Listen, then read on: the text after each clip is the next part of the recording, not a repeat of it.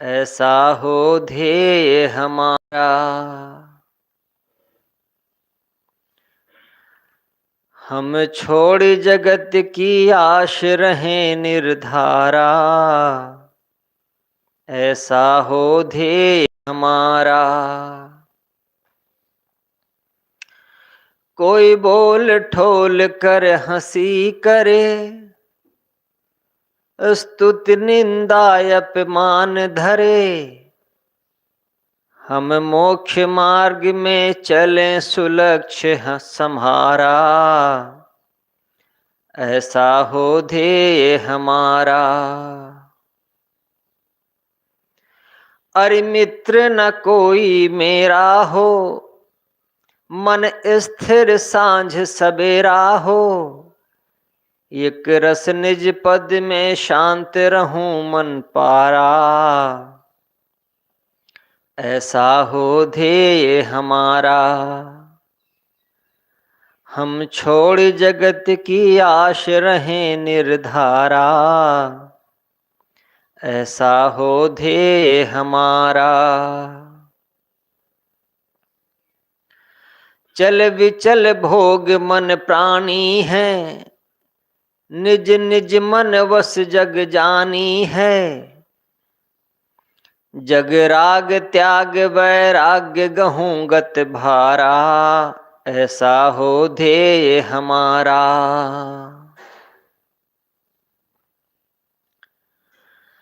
सुख आसक्ति के तजने में, गुरुपद भक्ति के लगने में। नित चाव चपट से गहूं त्याग सुख सारा। ऐसा हो ध्येय हमारा। जितना कर्तव्य हमारा हो, निज स्थिति से तू सहारा हो पूर्ण सब अभिलाष गुरु आधारा।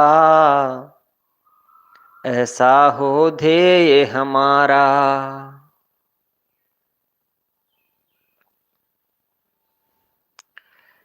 ये गीत हैं, इनको बहुत समझाने की जरूरत नहीं है, बस इनको गुनगुना दें और जो इनका भाव है वो अपने आप प्रकट हो जाता है। गीत सुपाच्य होते हैं, जैसे बच्चे का भोजन।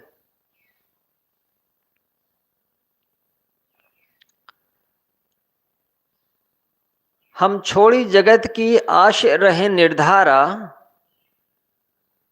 ऐसा हो ध्येय हमारा। चित्त में जगत की आशा और कामना न रहे।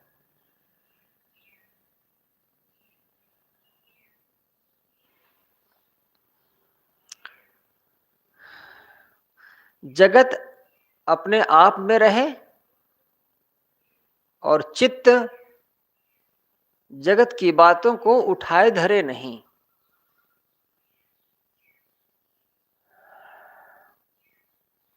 साधक का जो ध्येय है, साधक का जो लक्ष्य है, जो उद्देश्य है, वह है संसार से, उसकी हलचल से अलग हो जाना, बस।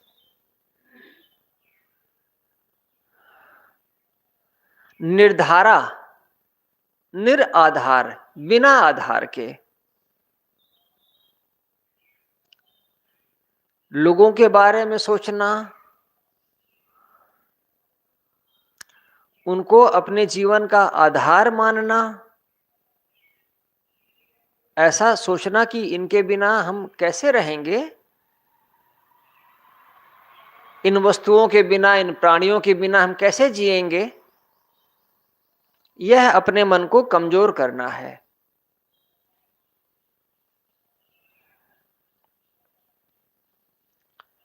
जगत का विस्मरण हो, क्षण क्षण जगत को याद मत करो।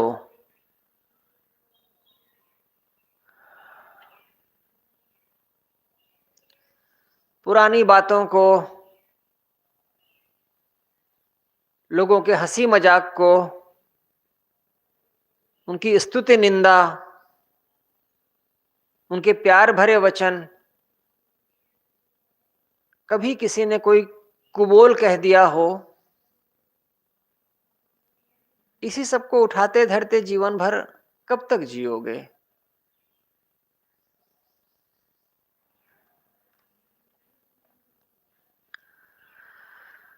कोई बोल ठोल कर हंसी करे, स्तुति निंदा अपमान धरे, हम मोक्ष मार्ग में चले सुलक्ष्य संभारा, ऐसा हो ध्येय हमारा।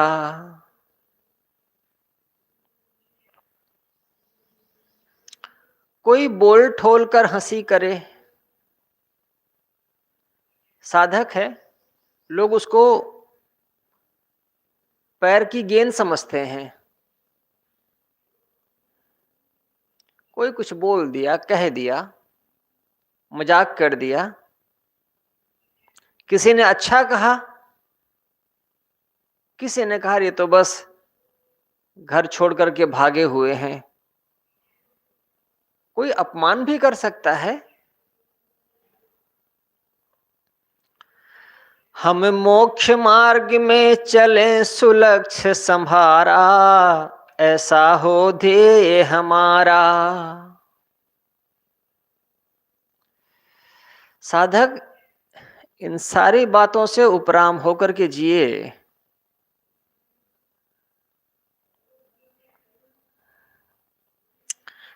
दुनिया में नाटक चल रहा है,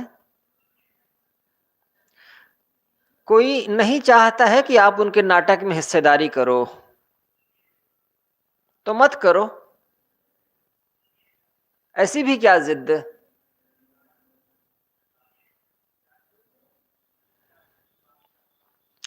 अपने रास्ते की संभार करो, अपने लक्ष्य को देखो। दूसरों की क्या क्रिया है, क्या प्रतिक्रिया है, इसके फेर में नहीं पड़ो।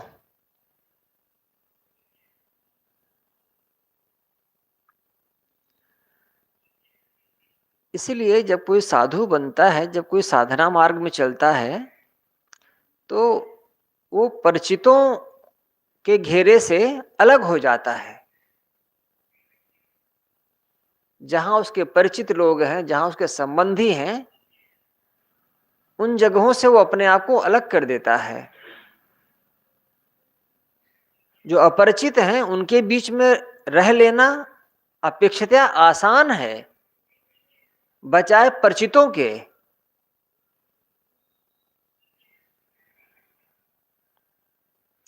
गोस्वामी जी ने कैसे कहा है, घर का जोगी जोगड़ा, आन गांव का सिद्ध।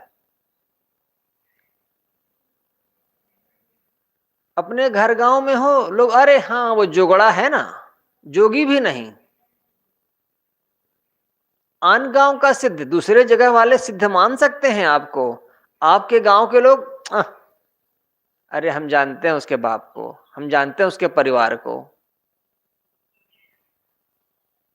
आप उनको राजी नहीं कर सकते हैं।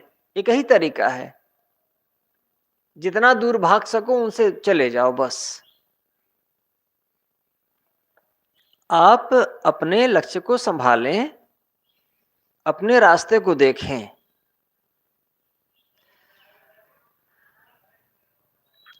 अरे मित्र न कोई मेरा हो, मन स्थिर सांझ सवेरा हो, एक रस निज पद में शांत रहूं मन पारा, ऐसा हो ध्येय हमारा। अरे मित्र न कोई मेरा हो, अरे शत्रु, न किसी से वैर है और न ही किसी से विशेष प्रगाढ़ता है। मन स्थिर सांझ सवेरा हो। जैसे सांझ रात, उसके बाद सुबह होती है, उसमें एक स्थिरता है, एक नियम है। ऐसा नहीं है कि जब चाहे तब सुबह हो गई, जब चाहे तब दोपहर हो गई, जब चाहे तब रात हो गई। एक नियमबद्धता है। मन ऐसे ही स्थिर हो। सांझ और सवेरा क्रमबद्ध होता है, उसमें स्थिरता है। ऐसा नहीं होता है कि सूरज आज नहीं निकलेगा, आज उसका मन नहीं हुआ। ऐसा नहीं है कि आज दोपहर को 12 बजे सूरज निकलेगा। प्रकृति में एक नियमबद्धता है, एक स्थिरता है। मन, ऐ मेरे मन, स्थिरता में रहो। स्थिर मन, स्थिर सांझ सवेरा हो। जैसे सांझ और सवेरे की स्थिरता होती है, वैसे ही मन स्थिर हो।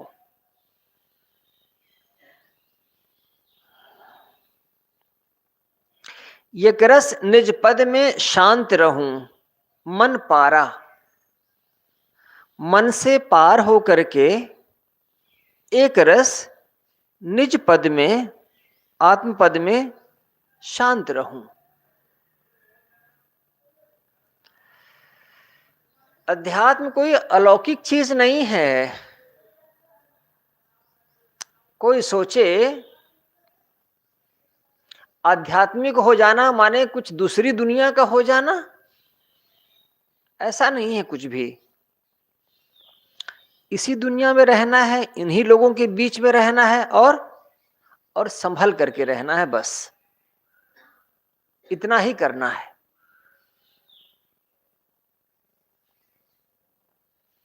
बाइबल में लुकास ने एक कथा लिखी है। बाइबल वो पुस्तक है जिसमें ईसा मसीह से संबंधित कहानियां लिखी गई हैं। वो लोग जिन्होंने ईसा को सामने देखा, या जिन लोगों ने ईसा के बारे में अपने पुरखों से, पूर्वजों से सुना, उन लोगों ने थोड़ा थोड़ा विवरण उस व्यक्ति के बारे में लिखा कि ईसा कैसे थे, उनका जन्म कहाँ हुआ, उनकी शिक्षाएं क्या। बहुत लोगों से लिखवाया गया, लगभग 19-20 लोगों से। फिर उसको एडिट किया गया, संपादित किया गया, उसको एक रस बनाया गया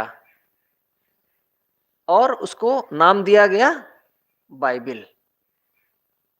तो ईसा मसीह के जीवन की कई घटनाएं हैं जो बाइबल में संग्रहित हैं। तो लुकास का पत्र एक ईसा का अनुयायी हुआ था, उसने ईसा के बारे में लिखा, तो उसने घटना का जिक्र किया है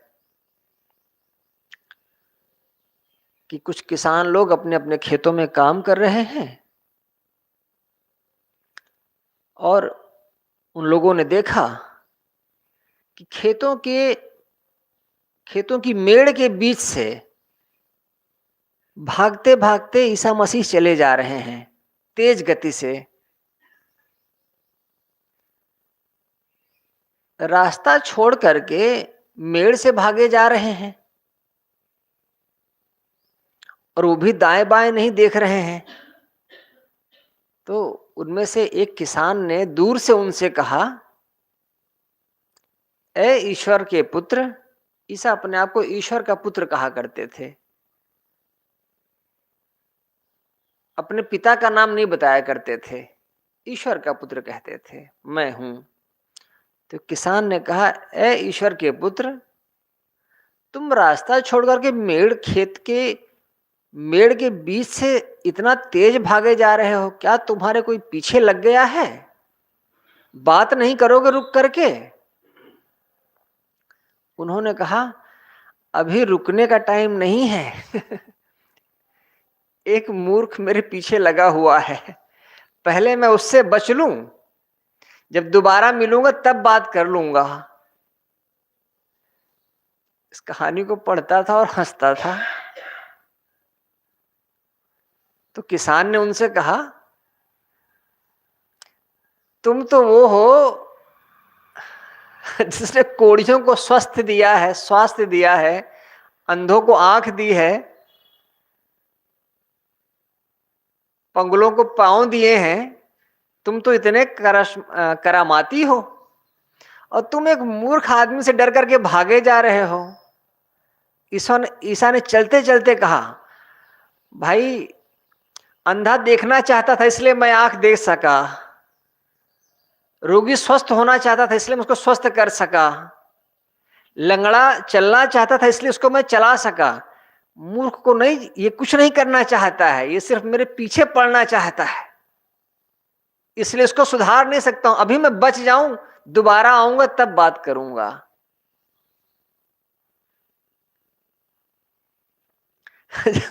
जिसने इतने चमत्कार किए थे, वो भी बेचारा किसी से बचने के लिए खेत के बीचों बीच भागा जा रहा था। यही यही दुनिया है, और ये दुनिया हर समय ऐसी ही रहेगी। इसमें कोई विशेष अंतर नहीं होना है। कल एक मित्र कहते थे, मैं सोचता हूं कुछ दिनों के लिए अखबार और टीवी और मीडिया से छुट्टी ले लूं। तो मैंने कहा, बहुत शुभ है। अगर तुम इतना कर सको तो बहुत शुभ है। दुनिया में जो जो कुछ घटनाएं घट रही हैं, उनमें हमारा कोई हस्तक्षेप नहीं है, हमारी कोई भूमिका नहीं है, और हम अपनी जिंदगी को उपद्रव से भरते जा रहे हैं, यही सब सुन सुन करके। तो यदि कोई ऐसा सोचता है कि कुछ दिनों के लिए समाचार, अखबार, नेट,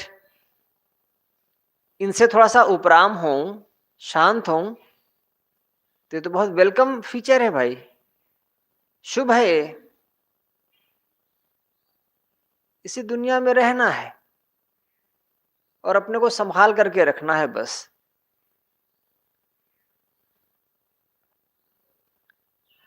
अपने चित्त को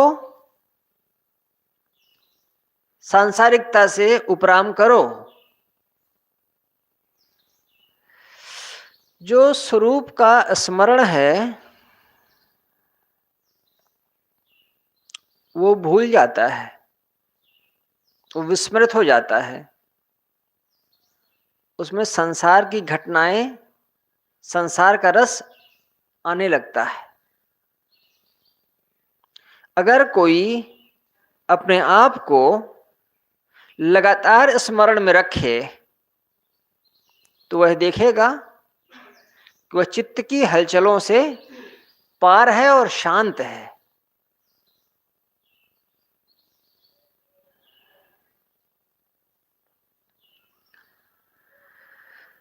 चल विचल भोग मन प्राणी है, निज निज निज मन वश जग जानी है। जग राग त्याग वैराग्य गहूं गत भारा, ऐसा हो ध्येय हमारा। साधक का यह ध्येय हो, लक्ष्य हो, जग राग त्याग, जग के जो मन में राग पैदा हुआ है उसको त्यागे, उसको हटाए। वैराग्य गहूं, वैराग्य को पकड़े, वैराग्य में जिए। गत भारा, वह वैराग्य में जीता है तो भार, बोझ पुरानी चीज हो जाती है।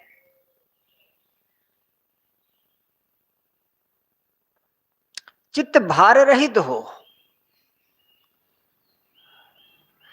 चल विचल भोग मन प्राणी है।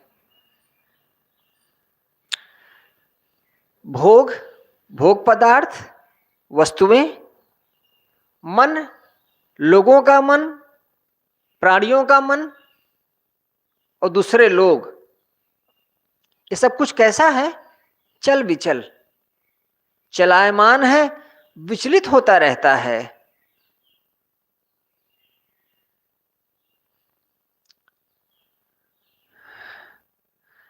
कभी किसी के प्रति मन में प्रेम रहता है, कभी उसी के प्रति मन शिकायत से भरा हुआ हो जाता है। चित्त में विचलन उठता रहता है। वो जो मल विक्षेप आवरण की चर्चा किया है योग दर्शन में महर्षि पतंजलि ने, कोई पानी पीने जाता है तो उस पानी में काई तैरती रहती है, काई देख के विचलित हो जाता है, काई को हटा दे, पानी पी ले, चल आए। वैसे ही ये भोग पदार्थ हैं, कभी किसी के प्रति द्वेष, कभी किसी के प्रति प्रेम, चित्त में विचलन बनी रहती है। भोगों के प्रति, प्राणियों के प्रति, अपने मन में स्वयं, निज निज मन वश जग जानी है। जग में यह बात निश्चित है, सब जानते हैं, जग जानता है इस बात को, निज निज मन वश, सभी प्राणी अपने अपने मन के वश हैं। यह यथार्थ है, सब इसको समझते हैं।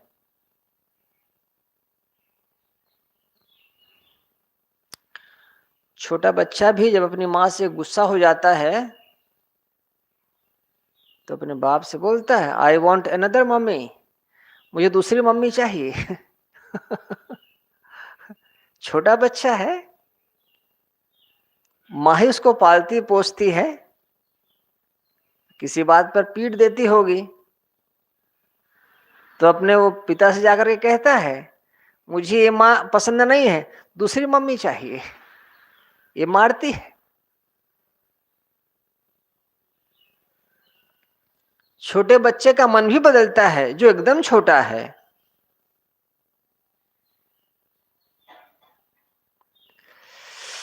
चित्त में जितना राग होगा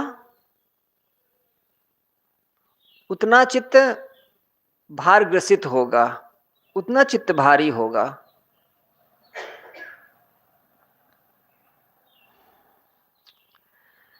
ज्ञानी के लिए शब्द आता है इनलाइटेंड। इनलाइटेंड, इसमें दो शब्द हैं, दो अर्थ हैं। जिसमें लाइट समाहित हो, जिसमें ज्ञान समाहित हो, और दूसरी बात जो हल्का हो, चित्त का बोझ ना हो, चित्त उसका बोझिल ना हो।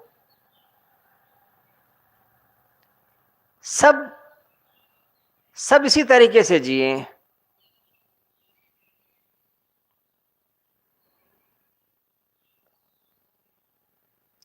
सारी उपलब्धियां एक दिन बोझ लगने लगती हैं। मुझे गुरु जी की बात वो कितनी बार याद आती है। वो कहते थे, अब उम्र के इस पड़ाव में 80 बरस के आसपास हो रहा हूं, और जब वार्षिक कार्यक्रम के बाद जब साल भर के कार्यक्रमों की लिस्ट बनकर के सामने आती है, 5 महीने, 6 महीने, 7 महीने, तो देख करके लगता है इसे बुढ़ापे में पहाड़ चढ़ना।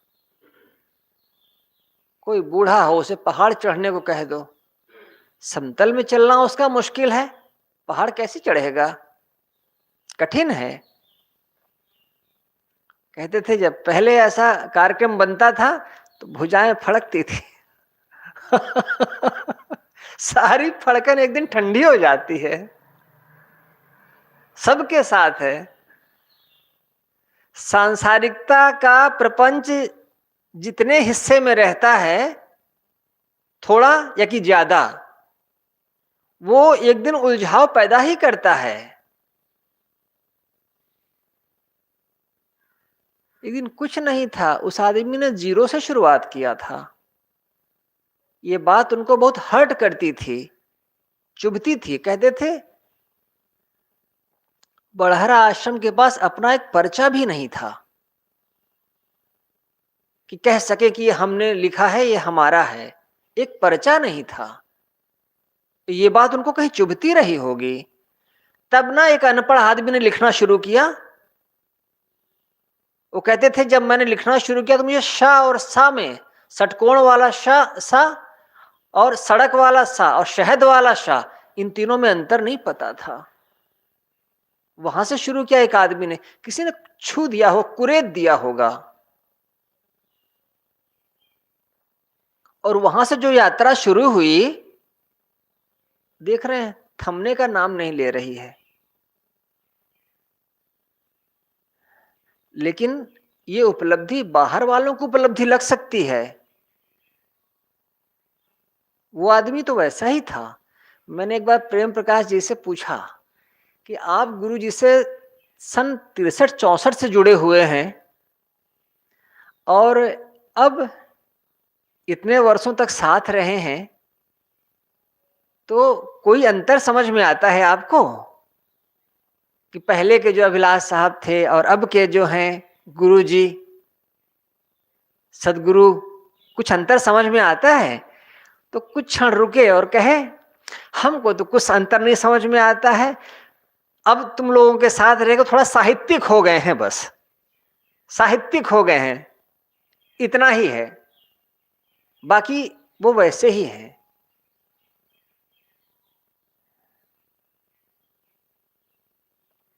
किसी ने लिखा है consistency is the feature of the genius. एक रास्ता, जीनियस, जीनियस यानी अत्यंत बुद्धिमान,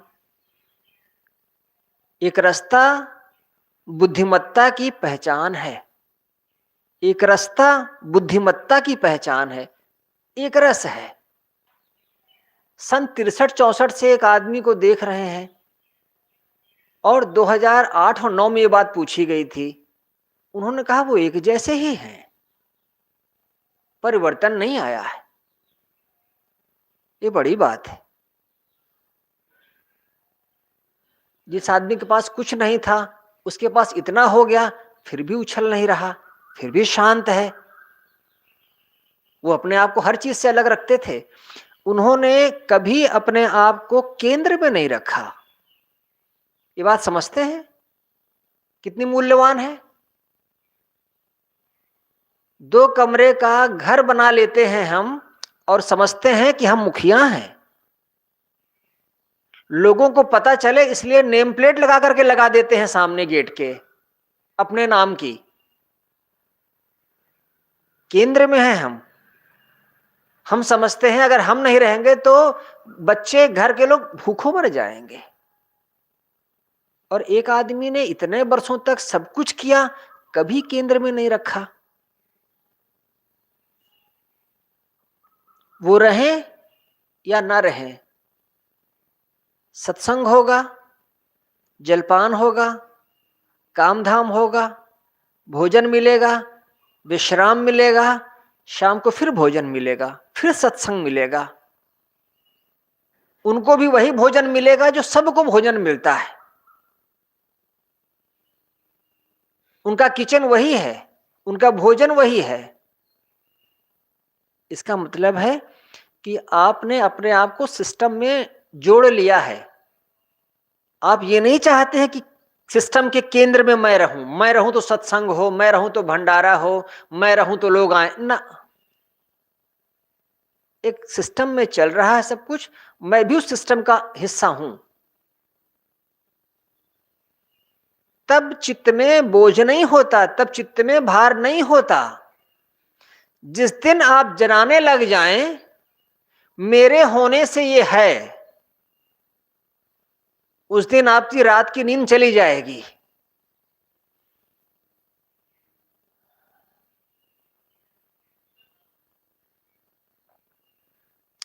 सिस्टम का हिस्सा बन जाओ, सिस्टम को गति दे दो और सिस्टम से अलग हो जाओ।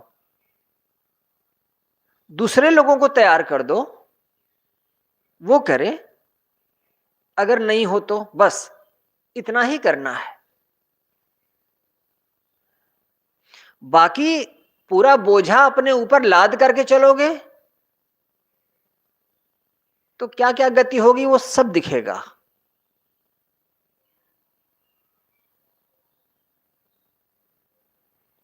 जिस व्यक्ति ने ये गीत लिखे हैं उसने जिया है, जी करके तब गुनगुनाया है।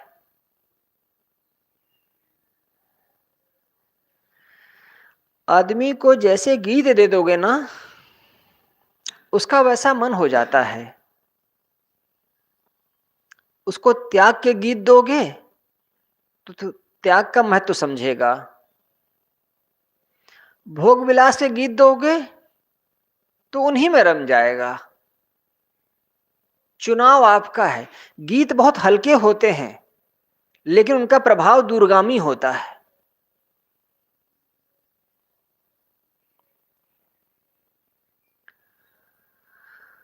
सुख आसक्ति के तजने में, गुरुपद भक्ति के लगने में, नित्य चाव चपट से गहूं त्याग सुख सारा, ऐसा हो ध्येय हमारा। सुख आसक्ति के तजने में, इसको तजना है।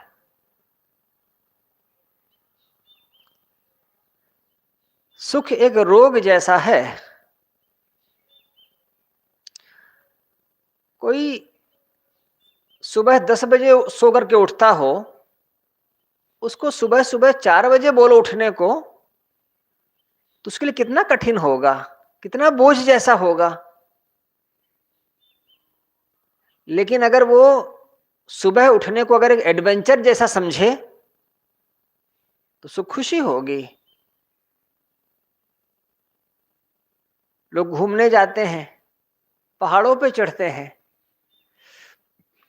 बर्फ के सर्दी के मौसम में जब दरवाजा खोल करके बाहर निकलना जाना मुश्किल होता है तो लोग पहाड़ों पर जाते हैं, बर्फीले पहाड़ों पर और बर्फीली जगहों पर जाकर के स्कीइंग करते हैं। बर्फ के गोले एक दूसरे के ऊपर फेंकते हैं।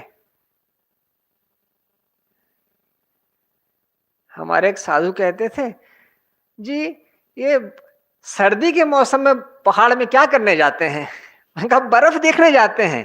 कहा इतनी ठंडी में गर्मी में बर्फ नहीं आती है, ठंडी में ही आती है। तो मन तैयार करके जाते हैं कि 4 दिनों के लिए 5 दिनों के लिए हाथ गलेंगे।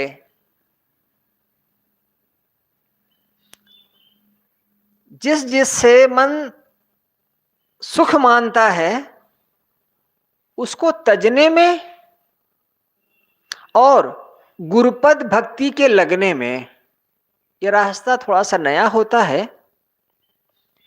इसमें कोई सुख नहीं जनाई पड़ता है। चित्त उसके लिए तैयार नहीं होता है। क्यों क्यों करना, क्या मतलब है?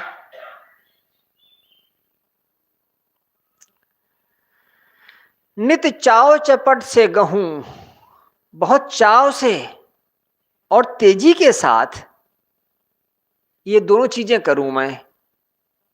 कौन सा? अपने मन से सुख आसक्ति को तजने में और दूसरा गुरुपद भक्ति के लगने में। इन दोनों में मैं तेजी दिखाऊं और गहूं त्याग सुख सारा। गहूं गहना, ग्रहण करना, पकड़ना, त्याग का सुख,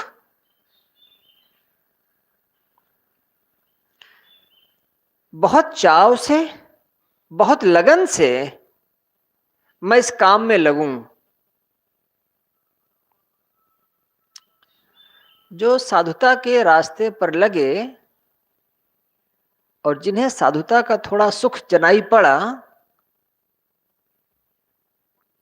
वो कभी भी संसार की तरफ जाने को तैयार नहीं होंगे, कभी तैयार नहीं होंगे। अगर साधुता में सुख नहीं मिला है, तभी तभी वो दौड़ते हैं वापस दुनिया की तरफ, अन्यथा कभी कोई नहीं जाएगा।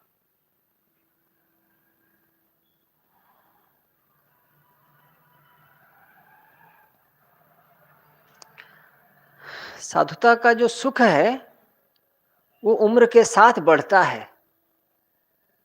सांसारिक सुख उम्र के साथ घटते हैं। तो शरीर बोझ लगता है, लोग बोझ लगने लगते हैं। एक च्युइंगम आया करता है, छोटा सा होता है, पिपरमेंट होता है और उसमें ग्लूकोज चीनी होती है। उसको दांतों में लेकर के लोग चबाते हैं, तो थोड़ी देर तक उसकी मिठास घुलती रहती है। और पिपरमेंट का जो ठंडा ठंडा स्वाद है वो जीभ को और मुंह को अच्छा लगता है। जैसे जिनका कंप्यूटर पे काम होता है ना, बैठे बैठे नींद आ जाती है, सोने लगते हैं, वो उसको ले लेते हैं। जैसे भैंस मुंह चलाती रहती है और नींद नहीं आती है, वैसे कंप्यूटर पे काम करने वाले पिपरमेंट चबाते रहते हैं। और आधा पौना घंटा बाद, 1 घंटा के बाद फिर क्या होता है, उसकी मिठास खत्म हो जाती है और तब वो बोझ लग जाता है। उसको क्या करोगे, अंदर जा नहीं सकेगा, बाहर फेंकना ठीक नहीं, पैसा लगाए हो, तो चलाते रहते हैं, मुंह चबाते रहते हैं। सांसारिक उपलब्धियां भी कुछ दिनों के बाद बोझ जनाई पड़ती हैं। एक माता की मैंने एक बार चर्चा की थी, उसके 2 बच्चे, पति उसके नहीं रह गए, तो उस माता ने बड़ी मेहनत से बच्चों को पाला पोसा। दोनों अच्छे अफसर हुए, छोटे के साथ रहती थी, उसको लकवा हो गया माता को। बहुत गंभीर महिला थी, बहुत नाम था, बहुत सम्मान था, और लकवा हो गया तो दायां हिस्सा उनका काम नहीं करता था, पैर नहीं बढ़ा पाती, बहुत चिढ़ती थी अपने शरीर से। ये पैर नहीं बढ़ता है, ये हाथ नहीं ऊपर उठता है। बेटा उनका अफसर था, उनकी सेवा करता था, खुद पैर हाथ दबाता था, तेल लगाता था। वो सुख नहीं दिया बुढ़िया को। पानी की एक टंकी थी जिसमें कमर तक भी पानी नहीं था, उसी में जाकर के लेट गई, बैठ गई और मर गई। इतना सह करके तुम अपने बच्चों को पाली पोसी हो, आज उस लायक हुए हैं, तुम सुख से जियो। नहीं, वो सब कोई काम नहीं आया, मरना स्वीकार है।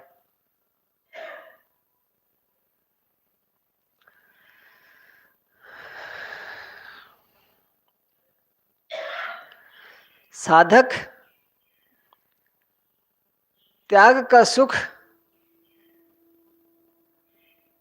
उसका आनंद ले। 2 लक्षण हैं, गुरुपद, आत्मपद, उसी में लगे। सांसारिक सुख की आसक्ति जो कामना है चित्त में, उसको तजे और सारा सुख भोगे। जितना कर्तव्य हमारा हो, निज स्थिति से तू सहारा हो पूर्ण सब अभिलाष गुरु आधारा। ऐसा हो ध्येय हमारा। जितना कर्तव्य हमारा हो, निज स्थिति से तू सहारा हो। कर्तव्य क्या है? वह काम जो निज स्थिति से तू सहारा हो, निज स्थिति तक पहुंचाने के लिए वो पुल का काम करे, सेतु का काम करे, हमें सहारा दे, हमें हमारी स्थिति तक पहुंचने में सहारा दे, वही कर्तव्य है। जो सांसारिक कर्तव्य हैं, घर परिवार दुकान लोग राष्ट्र, इनकी चर्चा नहीं है यहां पर। कर्तव्य कर्म वो हैं जो निज स्थिति तक पहुंचने में सेतु का काम करे। सेतु माने पुल। नदी का एक पार्ट दूसरे पार्ट से किसी सेतु के माध्यम से, किसी पुल के माध्यम से जुड़ता है। हमारे जो कर्तव्य हैं वो कर्तव्य कर्म क्या हैं? सांसारिकता से हटा करके हमको वो हमारी स्थिति तक पहुंचाएं, वही कर्तव्य है।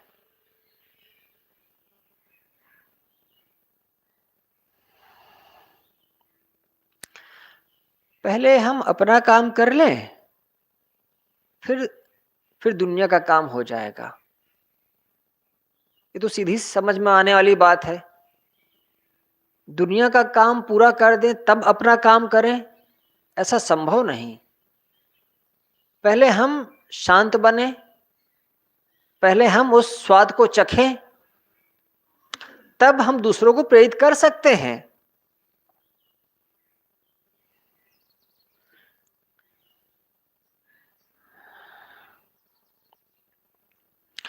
जितना कर्तव्य हमारा हो, निज स्थिति से तू सहारा हो। निज स्थिति तक हमारे कर्म कर्तव्य हमारे लिए सहारा बने, सेतु बने। हो पूर्ण सब अभिलाष गुरु आधारा। रचनाकार कहते हैं गुरु के आधार से ये सब तुम्हारा पूरा होगा।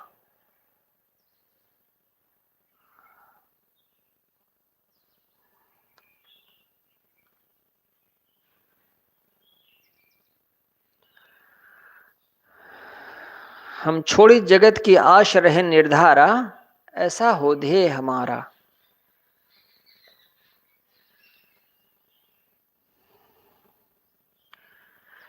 बहुबार जन्म ले ले करके तू आया, पर जानी न निज को पाया।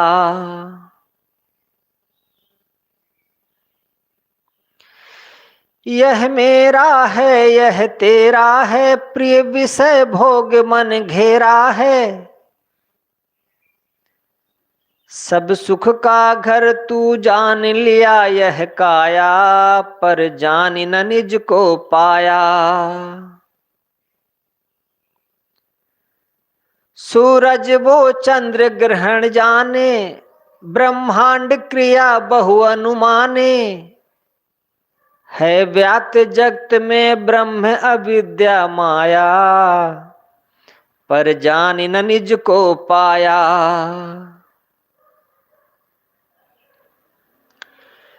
चौदह विद्या षट शास्त्र पढ़े, रण में जीते बहु लड़े भिड़े।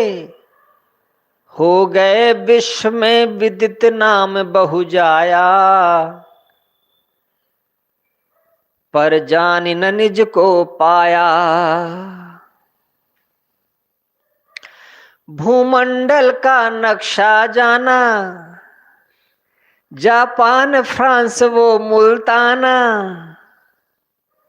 ऐसे ऐसे में आयु रत्न गंवाया, पर जान न निज को पाया।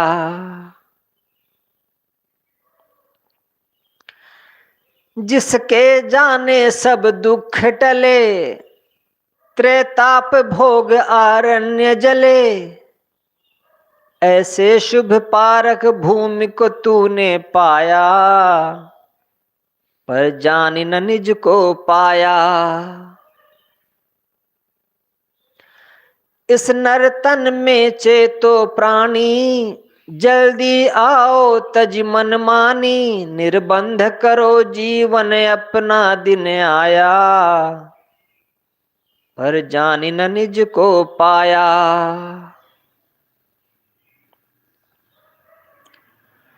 ऐसा दिन फिर नहीं आएगा, जो चूकेगा पछताएगा, अभिलाष बना लो मानव तन शुभ काया, पर जानि न निज को पाया। बहु बार जन्म ले ले करके तू आया, पर जानि न निज को पाया। सारी योग्यता, सारी पढ़ाई, सारी कुशलता बस पेट और भोग तक सीमित है, इससे ज्यादा नहीं जाती है।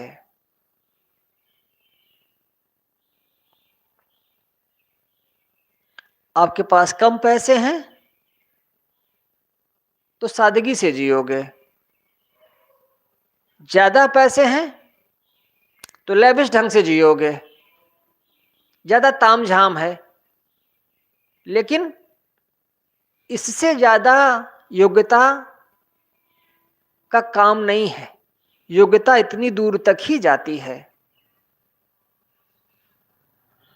ज्ञान माने सांसारिक विद्या।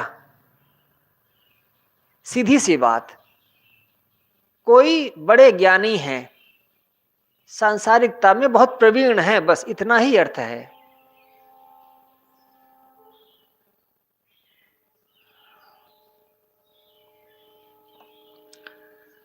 जो आत्मज्ञानी होता है वह संसार का खिलाड़ी नहीं होता है, इस बात को समझना। जिसको हमने आत्मज्ञानी कहा वो सांसारिक खिलाड़ी नहीं थे, और जो सांसारिक खिलाड़ी होते हैं उनको आत्मज्ञान का रस नहीं मिलता, क्योंकि उनकी पूरी ऊर्जा का जो फ्लो है वो संसार की तरफ ही है। ज्ञानी जब बहुत लोगों की भीड़ में घिर जाता है तो वो घबराता है, वो सोचता है कैसे कैसे निभाऊंगा इनको, क्योंकि उसका ज्ञान एक दूसरे श्रेणी का ज्ञान है।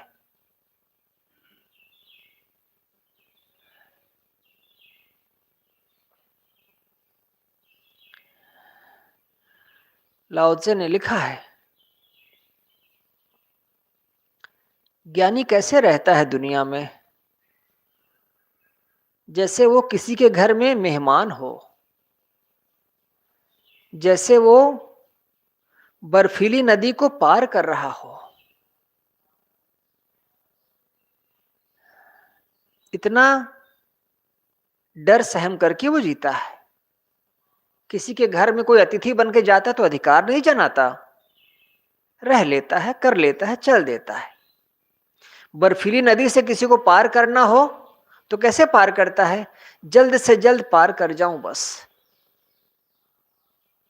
आत्मज्ञानी ऐसा होता है, वो संसार का खिलाड़ी नहीं है। कभी कभी गुरु मध्यम रहता है, चेला तेज रहते हैं, देखा है ना। गुरु धीमा रहता है और चेले तेज रहते हैं, तो क्या चेले को गुरु बना दोगे क्या? जिस नाते गुरु गुरु है वो एक अलग क्वालिटी है, और जिस नाते चेला चेला है वो अपनी तेजी की वजह से ही चेला है।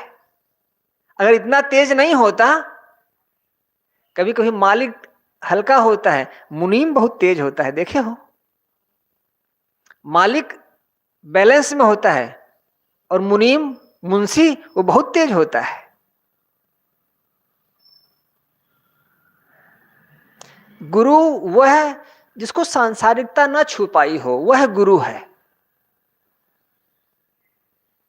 जो बहुत सांसारिक है, बहुत तेज है सांसारिकता में, बहुत योग्य हो सकता है, पर वो सारी योग्यता बस पेट और भोग तक जाती है। ये 7 पंक्तियों का पद है। बहु बार जन्म ले ले करके तू आया, पर जाने न निज को पाया। एक डॉक्टर कहते थे, हम ये नहीं समझते हैं कि हम सारा रोग ठीक कर देंगे। तो मैंने कहा फिर क्यों बैठते हैं यहां पर, क्यों सरकार से इतना लेते हैं? उन्होंने कहा, डॉक्टर हैं, उन्होंने क्या कहा, कई बार रोग आता है कर्म दंड के रूप में। कर्म दंड के रूप में कई बार रोग आता है, उसमें हम कुछ नहीं कर सकते हैं। बस उसको सांत्वना देने के लिए कुछ दवाई लिख देते हैं और इंतजार करते हैं।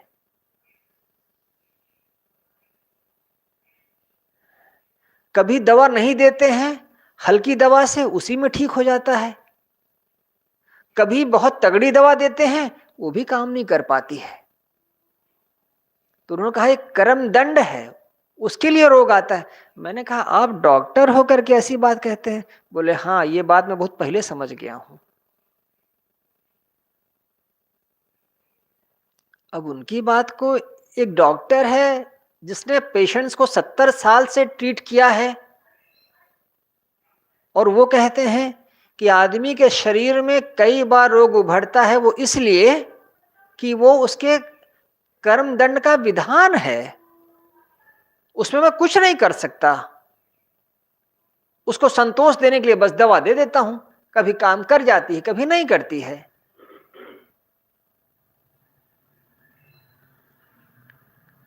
कोई पहली बार जन्म लेकर के आए हो, बहुत बार जन्म लेकर के तू आया। तू माने साधक अपने लिए कहता है, हे गुरुदेव, बहुत बार मैंने जन्म लिया, बहुत बार जीवन मिला, लेकिन अब तक मैं जान या निज को पाया, अपने आप को मैं आज तक नहीं जान पाया। यह मेरा है, यह तेरा है, प्रिय विषय भोग मन घेरा है। सब सुख का घर तू जान लिया यह काया।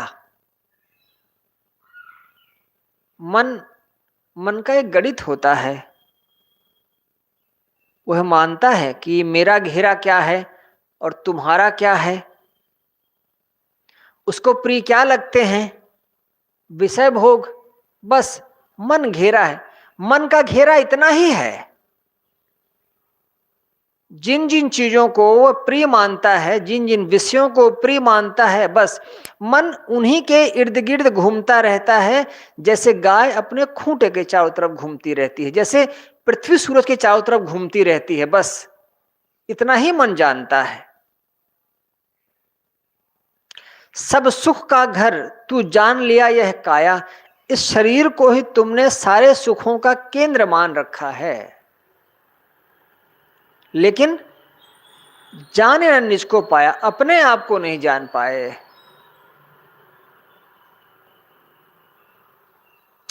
इसमें कई बातें गिनाई गई हैं, अवसर होगा तो फिर उनको कह दिया जाएगा। साहिब बंदगी साहिब। वंदन है गुरुदेव तुमको, वंदन वंदन है गुरुदेव तुमको, वंदन काल जाल के फंदा भारी, काल जाल के फंदा भारे, परख लखायो भेव तुम, परख लखायो भेव तुमको वंदन, वंदन है गुरुदेव तुमको वंदन। वेद शास्त्र सब खोजत हारे, वेद खोजत हारे, मर्म न जानत केव तुमको, मर्म न जानत वंदन है गुरुदेव, वंदन है गुरुदेव, वंदन है गुरु समान और को दाता, गुरु समान और को दाता, ताकि सेव तुमको, ताकि करिए वंदन है गुरुदेव, वंदन है गुरु,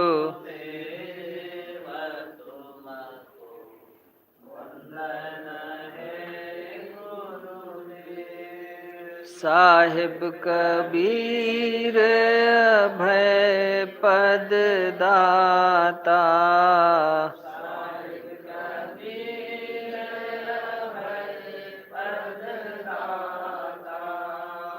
पूरन परख समेव तुमको, पूरन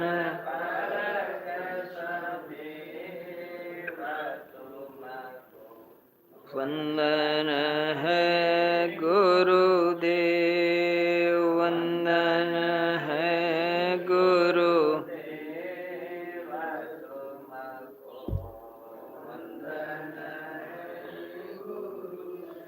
साहे बंदगी, साहे बंदगी, साहे।